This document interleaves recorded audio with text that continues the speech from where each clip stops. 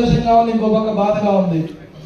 ఎందుకంటే మన ఐక్యత చూసిన తర్వాత ఇది దుర్భేద్యమైనటువంటి ఐక్యతగా ఉంటుందా ఉండదని ఒక అనుమానం నాకు కలుగుతూ ఉంది. ఎందుకంటే శత్రువు ఎప్పుడు కూడా ఎదురు చూస్తూ ఉంటాడు దాడి చేయడానికి. ఐక్యతను ఏ విధంగా పాడు చేయాలి? ఐక్యతా సంఘర్షణ అంటే మాలలో మా సోదరులే, మాదిగలో మా సోదరులే, రెల్లి మా సోదరులే. 59 ఉపకులాలు కూడా ఊరికి దూరంగా జీవించినటువంటి ఉపకులాలే.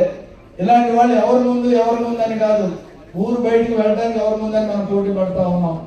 ఊర్లో రావడానికి ఏ విధంగా పోటీ పడాలనేది ఆలోచన చేయాల్సినటువంటి సమయం వచ్చింది. దాని వేదిక ఎందుకంటే రాజమండ్రిలో తూర్పుగోదావరి జిల్లాలో ఒక సమావేశం ఏర్పాటు చేస్తారంటే నాకు కొంచెం భయం ఉండేది. ఎందుకంటే స్వేచ్ఛాయుతమైనటువంటి జీవనం లేనటువంటి దళితులు ఈ జిల్లాలో ఎక్కువ మంది కనపడతా ఉన్నారు. బానిసలుగా బతకడానికి ఇష్టపడతా ఉన్నారు. మీకు ఏ తక్కువ రండి ఎవరు మాట్లాడు. ఎవరైనా బియ్యం ఇవ్వాలా, సాయంత్రానికి పచ్చిమిరపకాయలు ఇవ్వాలా, కూరగాయలు ఏమైనా తెచ్చిస్తే తప్ప నీ కుటుంబం గడవదా? ఎందుకు బానిసత్వం చేస్తా ఉన్నావు? ధైర్యంగా కూర్చో, నిలబడు, నిటారుగా నిలబడు. ఎవడు మనం అంచలేడు. మనం గౌరవిద్దాం, అందరినీ గౌరవిద్దాం, ఎవరిని తక్కువగా చేయం. కానీ మనం తక్కువగా చేసిన మాత్రం ఎక్కువగా చూడొద్దు, వాడిని తక్కువ చేయాలి. చాలా మంది ఆశపడతా ఉంటారు ఎట్టి పరిస్థితులు. ఎందుకంటే కంచె ఒక సినిమా చూశాను. ఆ సినిమాలో హీరోయిన్ దిగుతారు. హీరోయిన్ ఒక జమీందారు గారి కూతురు లేదా రాజు గారి కూతురు, హీరో ఒక మంగళి కొడుకు.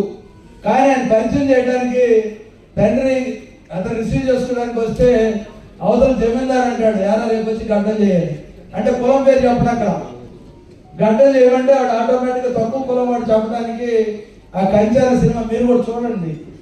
ఎందుకు చెప్తానంటే నేను సినిమాలో తక్కువ చూస్తా, చూసిన సినిమాలో కంటెంట్ ఏందో చూస్తా.